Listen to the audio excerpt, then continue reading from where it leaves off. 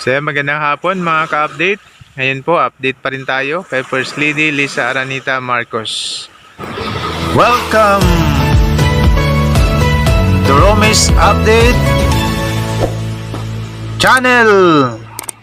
First Lady Lisa Aranita Marcos nag-live sa Marikina City. At sa mga nagre-request na mag-live si First Lady Lisa Aranita, so panoorin nyo po ang video natin ito. Mamaya ilalagay ko po yung kanyang video na kung saan ay live na live siya doon sa Marikina. Pag-usapan din natin yung kanyang pagiging makabansa, yung pagmamahal sa ating bansa, yung pagbuhay, yung kung saan yung Marikina Shoemaking Heritage ay nasara mga nakaraang administrasyon, pero ngayon ay bukas ng muli at sila palang dalawa na First Lady. Yung isa ay dating First Lady Imelda Romualdez Marcos at yung isa ay kasalukuyang First Lady Lisa Aranita.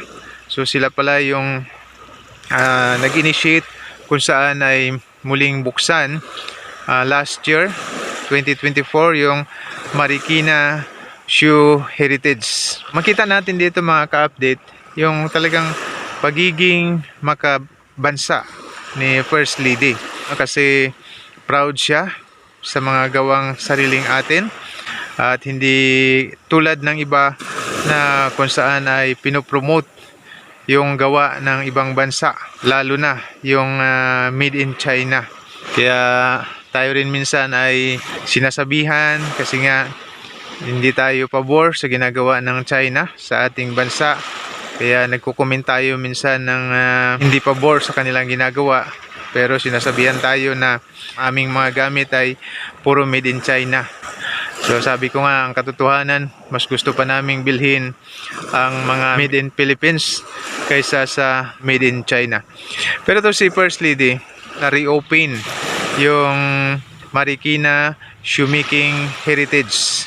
So diyan natin makita na yung kanyang pagiging makabansa, na hindi kinakahiya yung sariling atin, at maging yung bag na gawa rin Marikina.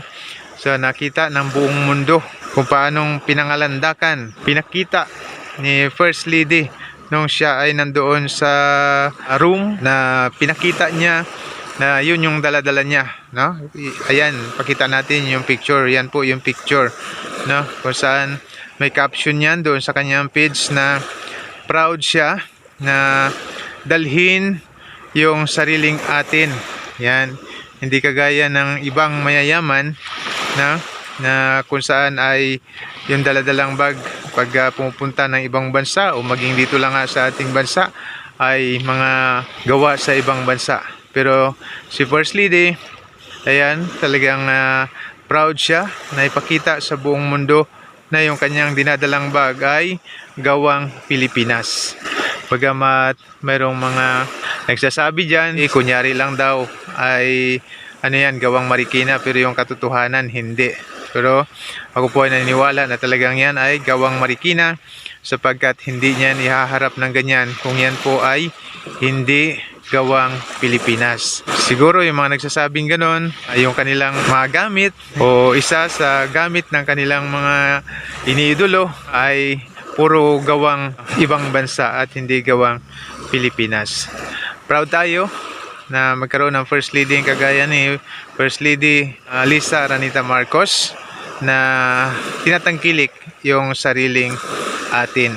So ayan, ilagay na natin yung video mga ka-update. I am happy that we are now gathered here today. And just last year, on July 8, 2024, First Lady Lisa Marcos and former First Lady Imelda Marcos led the reopening of the Marikina Shoe Museum.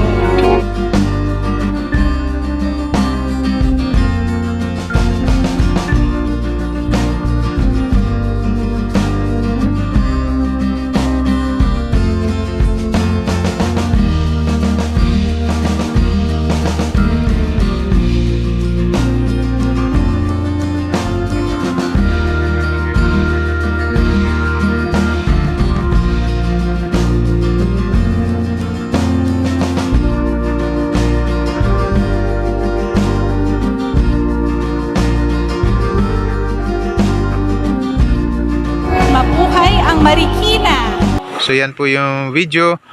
Pinasalamatan siya dyan. So yan po. Makita nyo yan kung yan ba ay inedit na naman. Nagsasabi na fake, edited. Sasabi naman, nandoon pa si First Lady sa LA, nakakulong. So, ayan yung patunay, no? Na si First Lady ay hindi nakakulong, kundi malayang malaya. So, ayan. Thank you very much po. Kayo na po yung humusga sa pamagitan ng inyong mga comment, mga ka-update. Sa hindi nakagusto ng ating video, pasensya na lang po.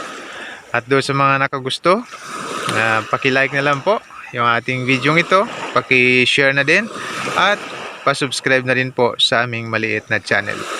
Muli po, maraming salamat sa panonood at suporta.